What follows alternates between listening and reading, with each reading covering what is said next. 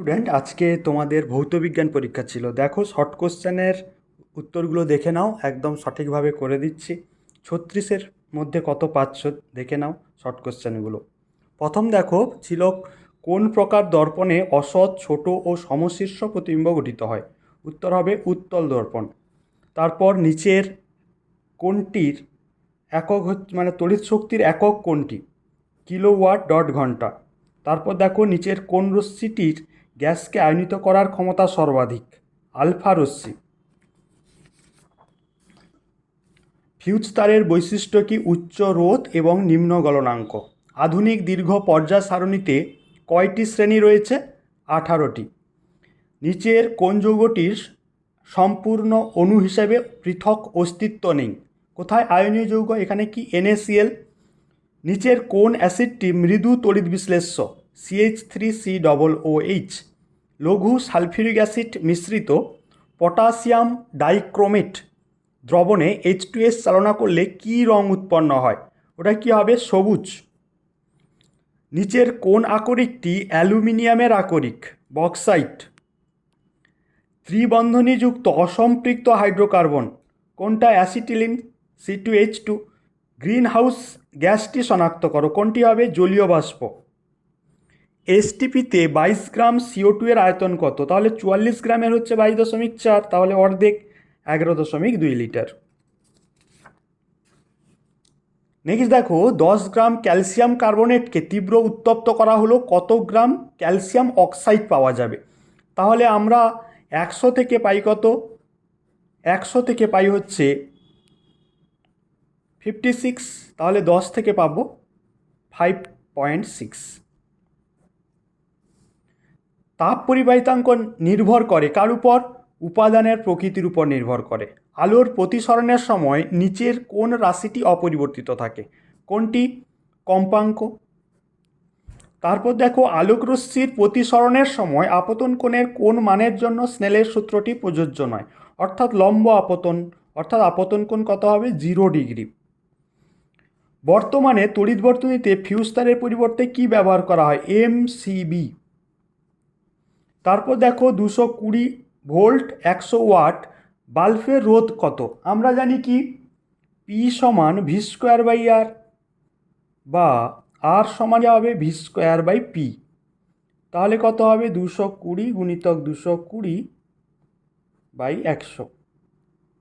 তাহলে একটা শূন্য কাটবে, তাহলে হবে 484 ওহম।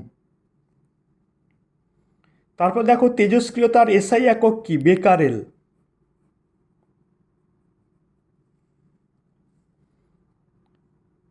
তারপর দেখো, ইউরেনিয়াম 92-235 একটি বিটা কণা নির্গত হলে পারমাণবিক সংখ্যার কী পরিবর্তন হবে? তাহলে পারমাণবিক সংখ্যা কত হবে? 1 বাড়বে, অর্থাৎ 93 হবে। বাম স্তম্ভ ডান স্তম্ভ, জার্মান সিলভারে উপস্থিত ধাতু কী হবে? নিকেল। ইউরেনিয়ামোত্তর মৌল কোনটা হবে? প্লুটোনিয়াম। ক্যালামাইন থেকে নিষ্কাশিত ধাতু কী হবে? জেটেন। আর পর্যায় সারণীতে দ্বিতীয় পর্যায়ে অবস্থিত ক্ষারীয় ধাতু কোনটা হবে? লিথিয়াম। নেক্সট দেখো, তড়িৎ বিশ্লেষণে সর্বদা জারণ বিজারণের মাধ্যমে ঘটে। তড়িৎ বিশ্লেষণ, হ্যাঁ সত্য। অ্যাসিড মিশ্রিত জল তড়িৎ বিশ্লেষণের ফলে ক্যাথোডে কোন গ্যাস উৎপন্ন করে? ক্যাথোডে হাইড্রোজেন। কোনটি তড়িৎ বিশ্লেষ্য? কোনটি? Acetic acid. কি ঘটবে? লোহার চামচকে অ্যাসিড মিশ্রিত কপার সালফেট দ্রবণে ডোবানো হলো, তাহলে কি হবে? কপারের অধক্ষেপ পড়বে।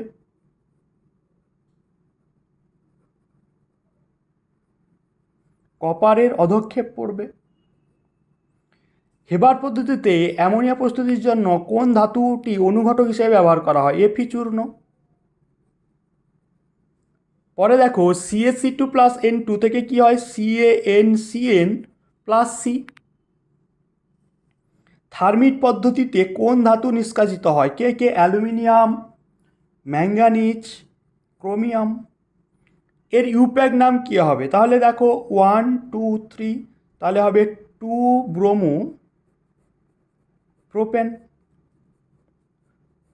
2 ব্রোমো প্রোপেন। অবস্থাগত আইসোমারিজম বা সমবায়তার উদাহরণ দাও। তাহলে উদাহরণ কি হবে? যে অবস্থানগত, তার মানে কি? CH3 CH2 CH2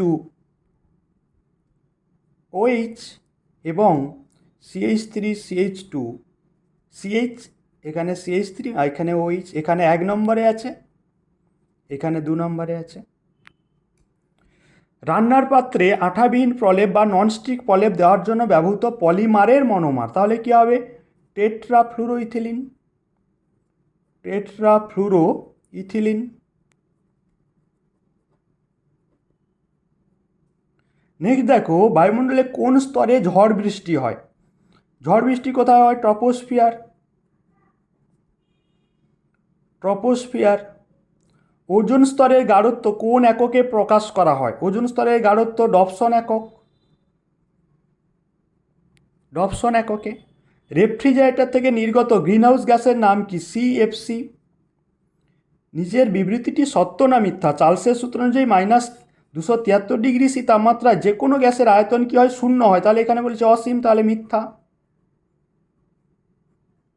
STPতে 16 গ্রাম অক্সিজেন গ্যাসে উপস্থিত অণুর সংখ্যা কত? তাহলে কত? অ্যাভোগাড্রো সংখ্যা হয় 32-এ, তাহলে হবে হচ্ছে 3.011 × 10⁻23।